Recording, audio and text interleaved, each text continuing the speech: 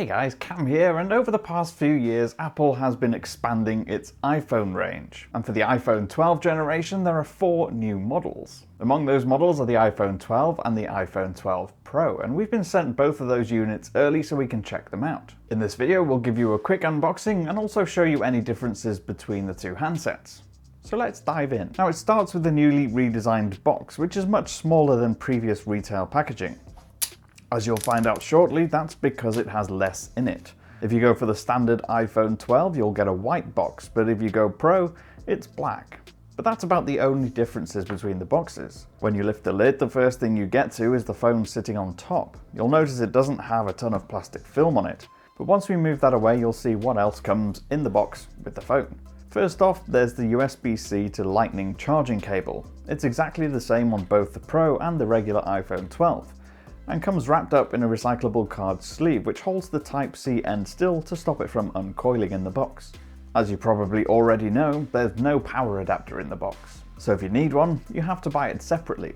What you do get is a tiny sleeve which has the SIM ejector tool mounted to a card, plus the usual guides, and of course the Apple sticker. But now to the phone. So both phones have paper-based screen protectors on, with little icons showing you what the buttons do. Peel that off simply and you can boot up the phone and get started. Now what's interesting this year is that the two phones are both the exact same size and shape, but there are differences in design still. For instance, the Pro model's back is covered in a frosted glass with a glossy finish on the camera panel. The regular 12 is the opposite way around, with glossy main rear finish and frosted on the camera housing. As for the metal around the edges, that's different too. Pro means you get a polished surgical grade stainless steel, while the non-Pro phone has an anodized aluminium frame.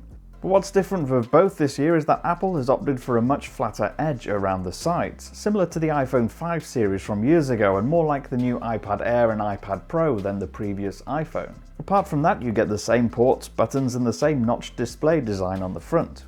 And since we're on the displays, you'll get a similar experience on both phones. They both have a 6.1-inch OLED, so-called Super Retina XDR display, so you get sharp details with a pixel density of 406 ppi, plus vivid colors and deep contrast. That allows them to support HDR content.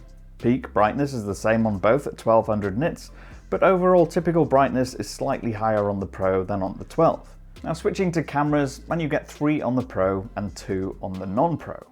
So you get a wide and ultra-wide on both phones, but only the Pro has the telescopic zoom lens. It also has a LiDAR scanner for faster focus and better depth sensing. Both can film 4K HDR video, but only the Pro does the HDR up to 60 frames a second. Now we filmed a few short 4K videos on the 12 Pro with HDR switched on, so you can see what that looks like. The colors come out really vivid, especially the reds and oranges of the autumn trees, but take a look and see what you think.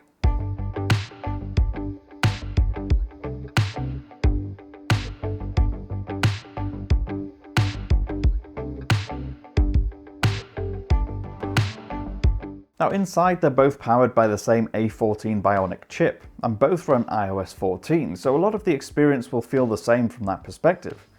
It should mean you get fast, smooth and reliable performance from the two phones. And don't forget they're both 5G too, and that's in a phone that's around 7.5mm thin.